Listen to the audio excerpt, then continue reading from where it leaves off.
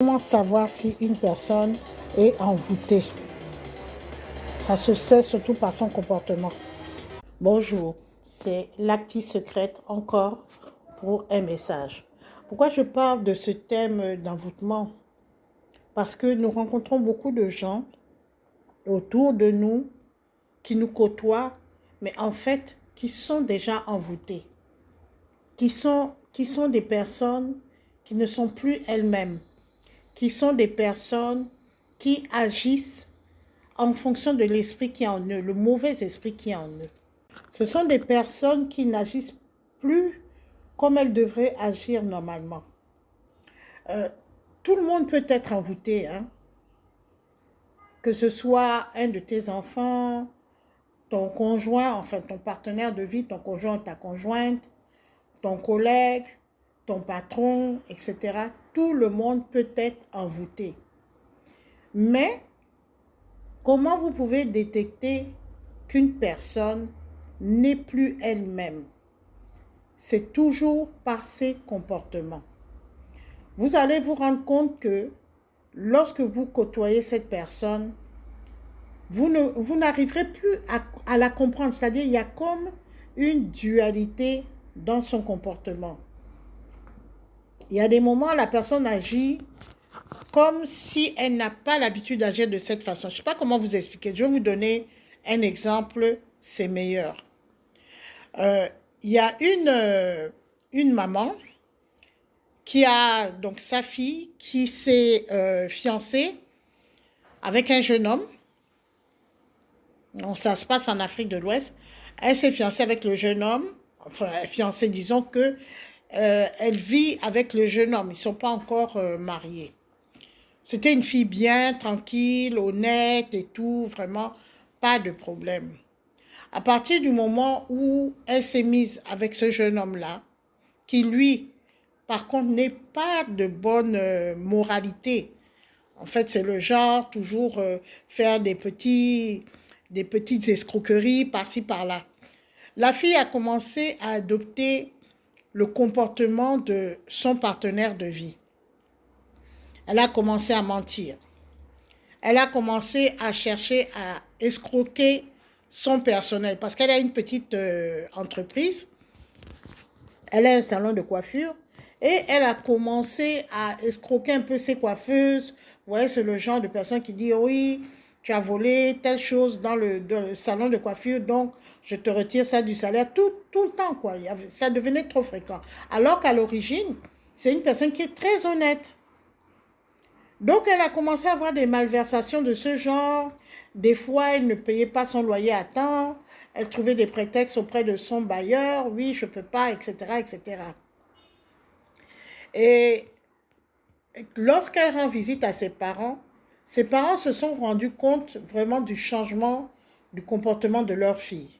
Par rapport à l'éducation qu'eux, ils ont donnée à leurs enfants, il y avait quand même certains principes de base qui avaient été inculqués au cours de la jeunesse à ces enfants et qui faisaient en sorte que jamais ces enfants-là ne pouvaient avoir un tel comportement.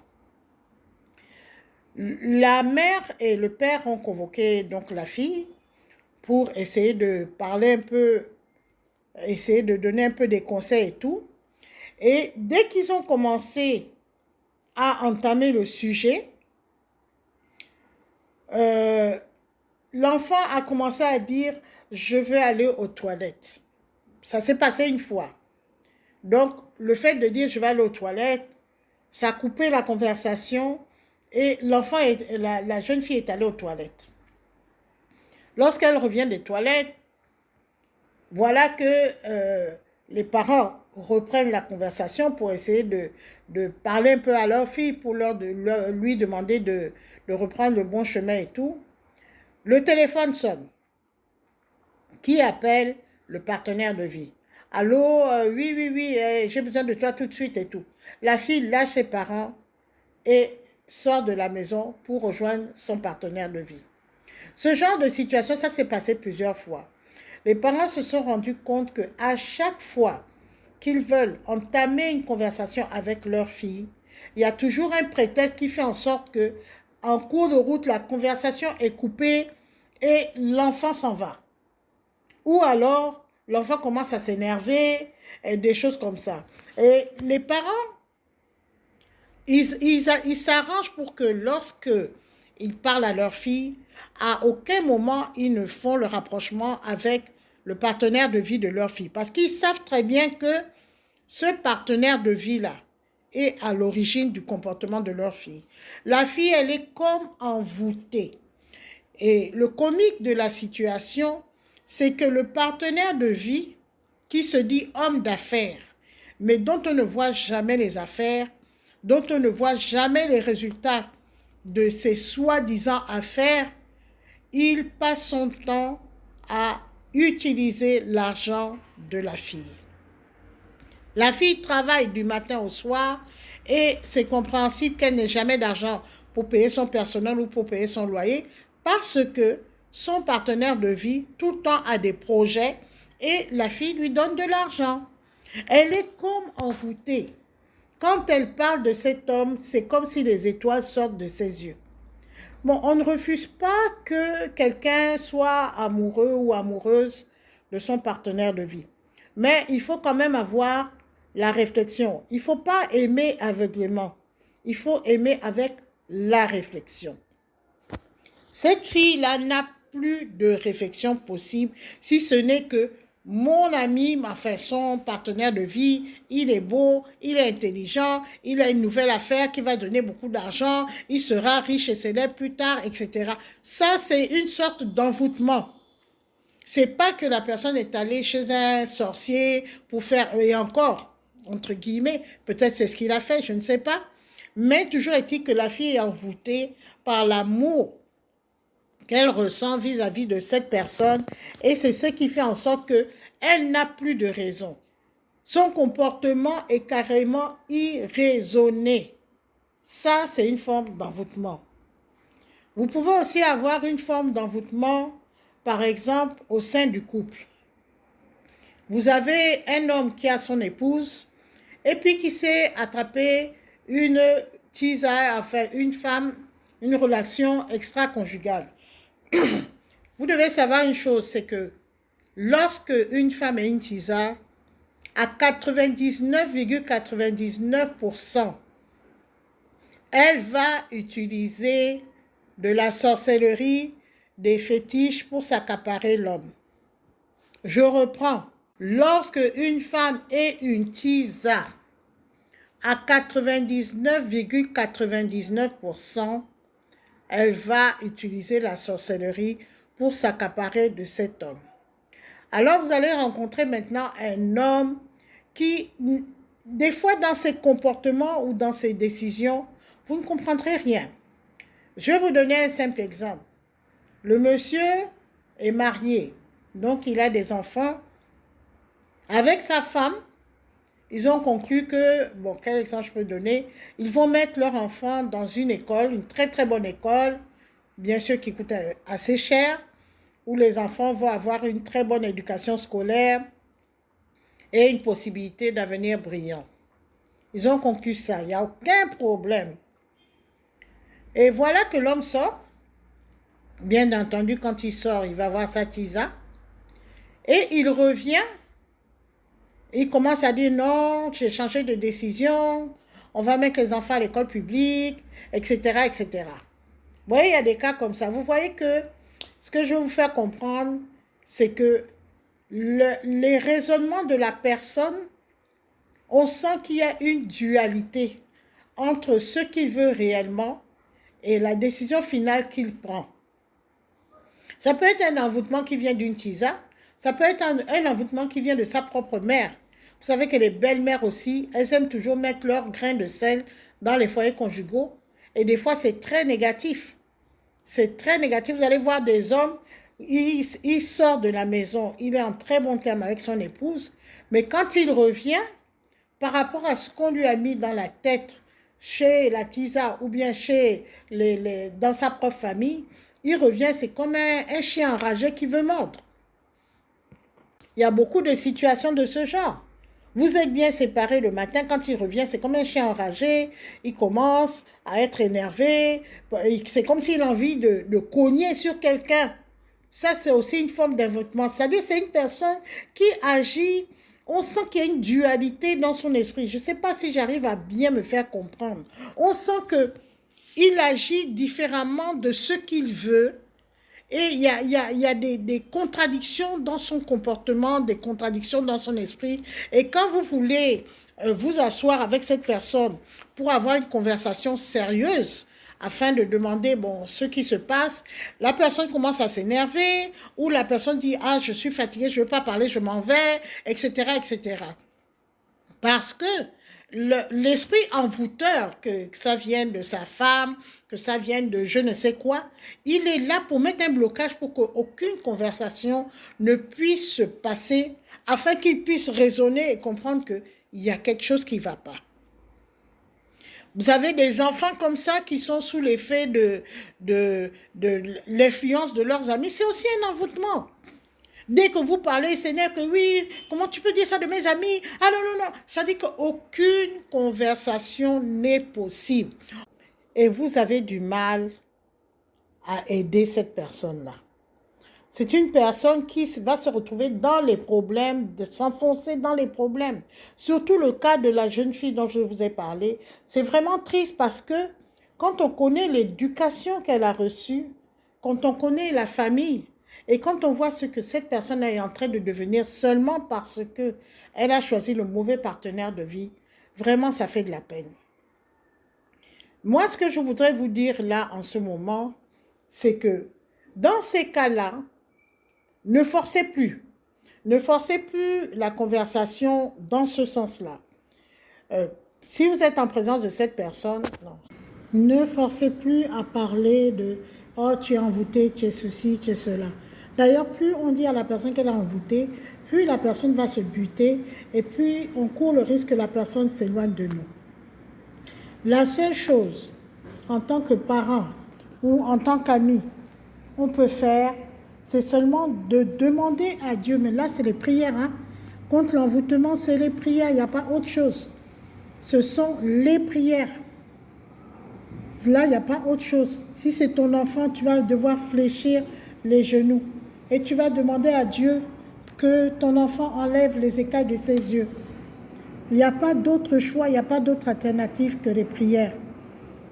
Et tôt ou tard, le Dieu que je connais, le Dieu qui crée des situations, le Dieu qui arrange toutes les choses pour que tout se passe bien, il va faire quelque chose.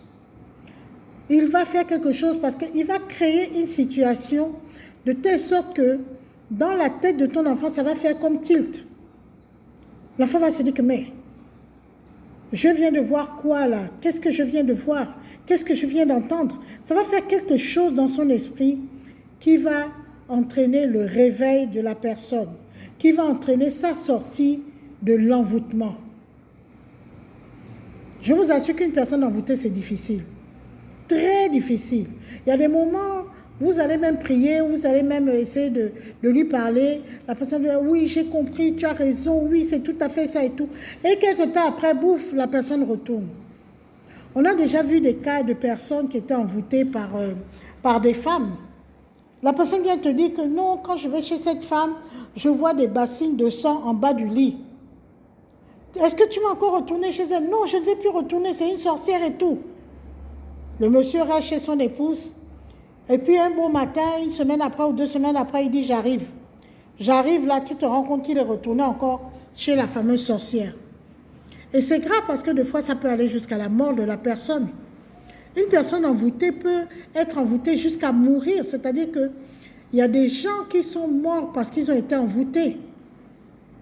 Il y a des gens qui sont morts. Il y a des gens qui ont été amenés dans des bandjas, dans des sectes, dans des cultes qui ont causé leur mort à cause de l'envoûtement. Il y a des gens qui se sont suicidés parce qu'ils ne se reconnaissaient plus eux-mêmes. Ils ne reconnaissaient plus ni leur corps ni leur cerveau. Ils avaient l'impression qu'ils ne sont pas eux. Et ça les a tellement perturbés qu'ils se sont suicidés. On ne s'amuse pas avec l'envoûtement. C'est là où si tu ne sais pas prier, tu vas damer les prières. C'est là où si tu ne sais pas que Dieu existe, tu vas comprendre que Dieu existe. Tu n'as pas d'autre choix. Parce que tu vas amener ton parent, surtout nous les Africains, on va l'amener dans les bandjas. Dans le bandja là-bas, on va lui faire comment dirais, une demi-guérison. Une guérison à moitié. À moitié, hein. Tu auras l'impression que la personne est guérie. 1 an, 2 ans, la personne va bien. Puis hop, la personne retourne dans son état de folie, comme une personne qui est dans les nuages et tout. On sent que l'esprit est perturbé. Ou la personne peut retourner encore chez la personne qui l'a envoûtée. Moi, personnellement, je trouve que la solution, c'est Dieu. Bien sûr, ça vous paraît long, ça vous paraît peut-être trop simple. Vous allez dire que non, prier seulement, vous croyez que ça peut enlever un envoûtement d'une sorcellerie, de quoi.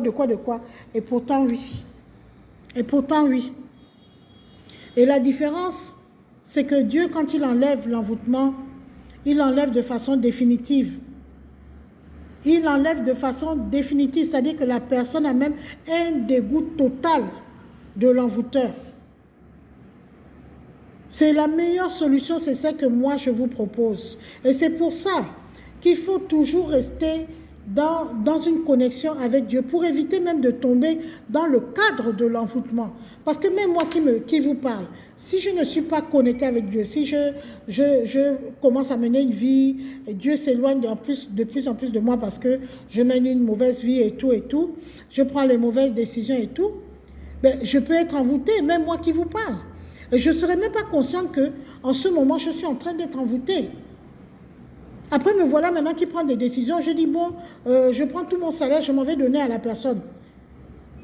Je prends ma voiture, je m'en vais donner à la personne. Je prends ça, je m'en vais donner. Je suis devenue comme un robot. Je vais vous raconter même une chose.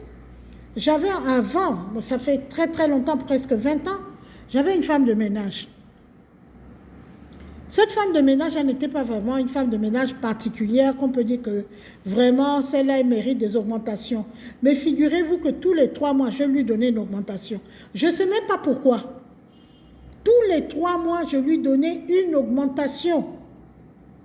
Après un certain temps, comme c'était des périodes où je ne priais pas, je ne lisais pas la Bible et tout, bon, j'avais un peu lâché le côté spirituel par paresse, hein. C'était surtout de la paresse. Vous savez, quand tout va bien, on néglige Dieu. Quand ça chauffe, c'est là où on retourne dans la prière.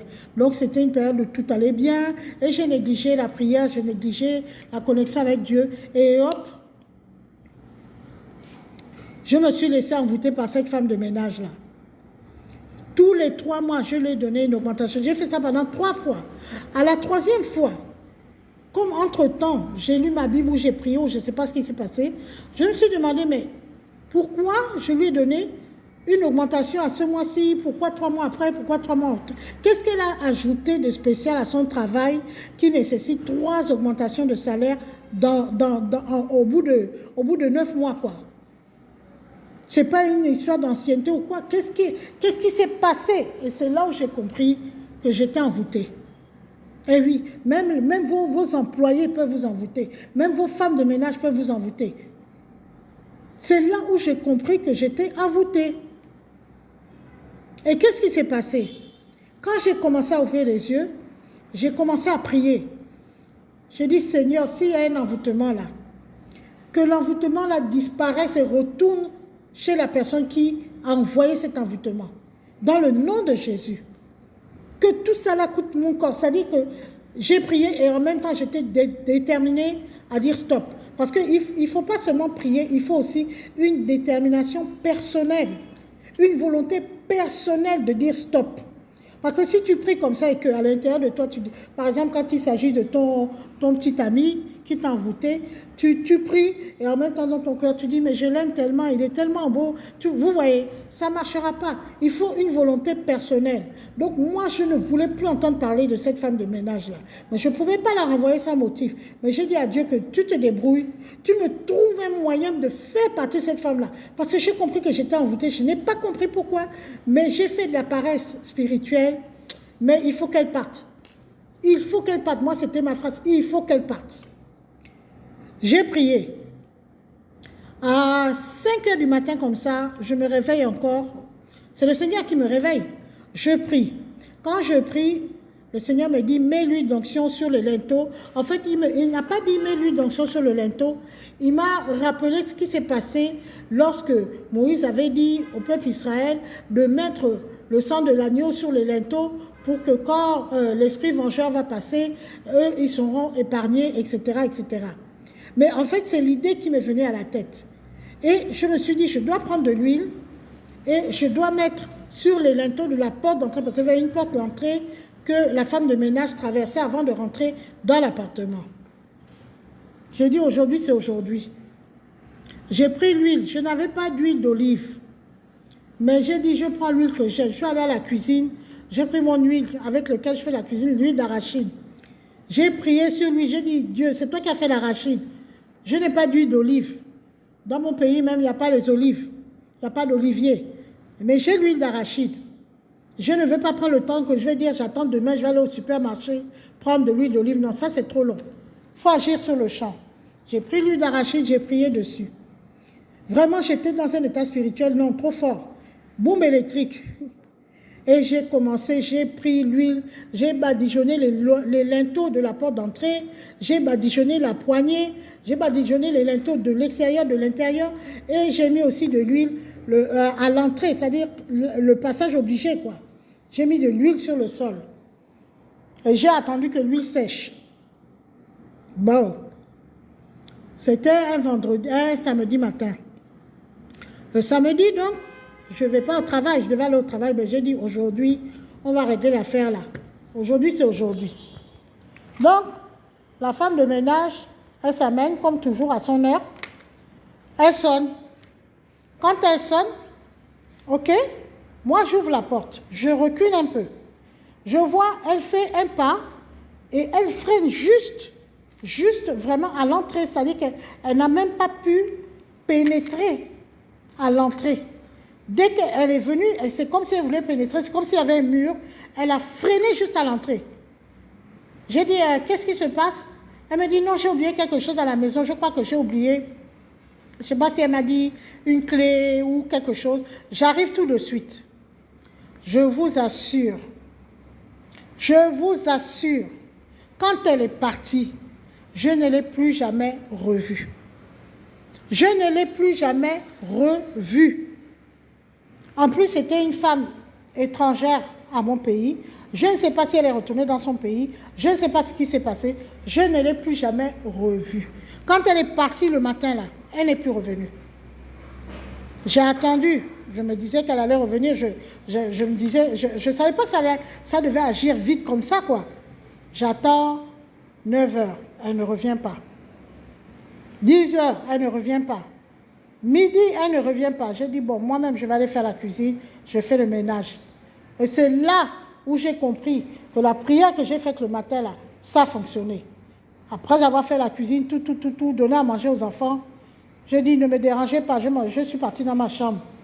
J'ai fléchi les genoux, j'ai dit, merci Seigneur, tu es trop fort. Tu es trop fort, c'est pour ça que je t'aime. Merci, j'ai remercié, j'ai prié et tout. C'est pour vous dire que l'envoûtement, ça peut arriver à n'importe qui, à n'importe quel moment. À n'importe qui, à n'importe quel moment. Si tu es assez fort spirituellement, un moment, toi-même, tu vas te ressaisir, commencer à prier et te délivrer toi-même. Mais il y a des personnes qui n'ont pas cette capacité. À ce moment-là, ce sont les gens qui sont autour, qui vont se rendre compte que là, il y a envoûtement, qui vont se mettre dans les prières et qui d'ailleurs doivent se mettre dans les prières pour sauver l'âme de la personne. Voilà, je pense que j'ai été assez claire. Même que tu es envoûté ou tu n'es pas envoûté, rien n'est désespéré devant Dieu. Dieu, lui, c'est le Dieu de toutes les solutions. Je dis bien toutes les solutions.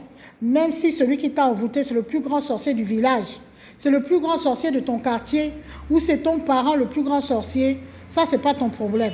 Tu prends ton problème ou tu prends le problème de ton enfant ou le problème de ton parent qui est envoûté, tu mets ça dans les mains de Dieu et tu vas voir seulement les résultats. Et tu viendras parler, tu viendras témoigner comme moi je témoigne aujourd'hui. Voilà, j'ai terminé mon message et je te dis au revoir et que Dieu te bénisse.